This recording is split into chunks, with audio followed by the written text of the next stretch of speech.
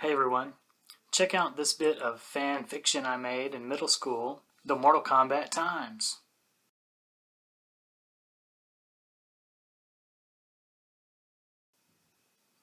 I was so into Mortal Kombat when it came out that I used my imagination and made this whole magazine newspaper that I was going to sell to my friends in middle school. I unfortunately only kept this cover page, so all the stories are lost, although I did stay up all night and write out all of these stories. So let's just go through them and I'll show you what I was up to in 1992, 93. So first of all, the big story is, in today's issue of the Mortal Kombat Times,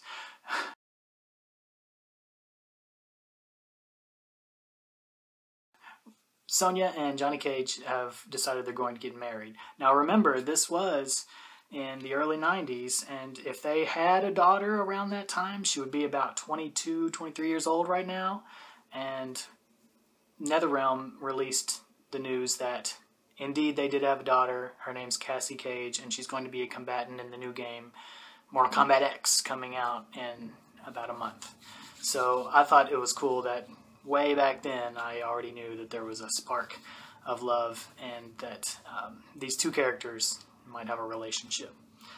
It turned out to be true. So also, let's just check out this information about Kano. It seems that one of our crack reporters has found out that there's a cybernetic component to his strange eyeball, and they've unearthed a little bit of more information about that for our readers. Also,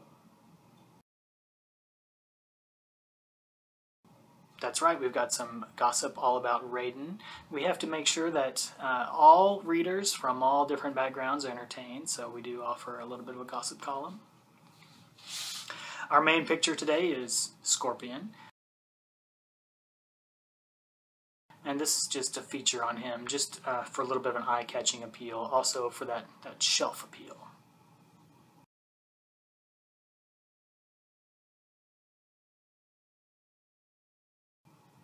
We interviewed the guy who sharpens the spikes down in the pit, so he's gotten to know Reptile pretty well. And it's a tough job.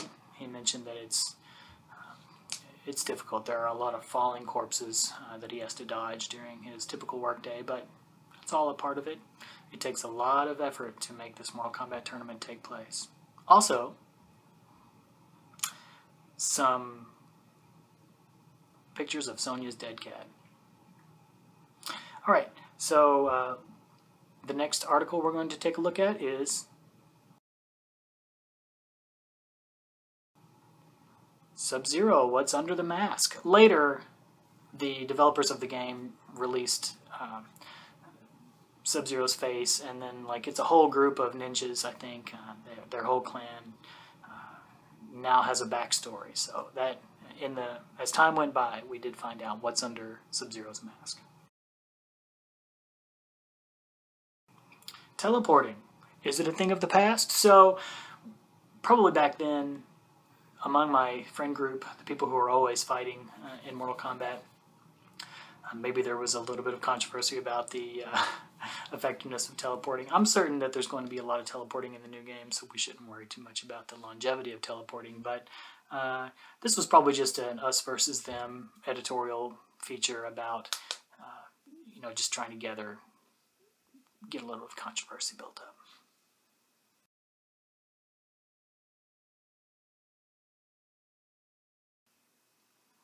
Twins. So was there a feature-length film about Sub-Zero and Scorpion? There have been several films, and of course that well-made fan adaptation. Back then, I was just thinking that maybe Hollywood would get a hold of the franchise, and they did.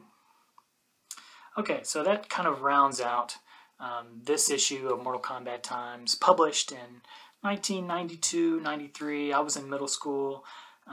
Mortal Kombat was the best thing I had ever experienced. I always went to a local gas station to play the first arcade game, and then when it came out on the consoles, I played the first and second game so much. I knew every fatality, friendship, all the special moves for every character. I was addicted. I loved the game so much. My favorite characters have always been Baraka and Reptile. That'll probably never change, although I have some other favorites among the early cast of characters. Those two guys, especially Reptile, my absolute favorite. I've always been a huge fan of Mortal Kombat, and actually I have another thing to show you. My performance notebook for when I go and perform guitar music.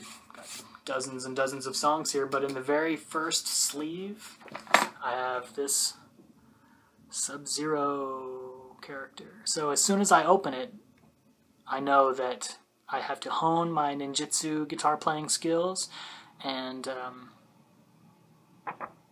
just do the best job possible. So here's to the Mortal Kombat creators and the fan base, which has done a great... It's a great game. It's a great service to the world that this fighting franchise is out there. And I'll be a fan for the rest of my days.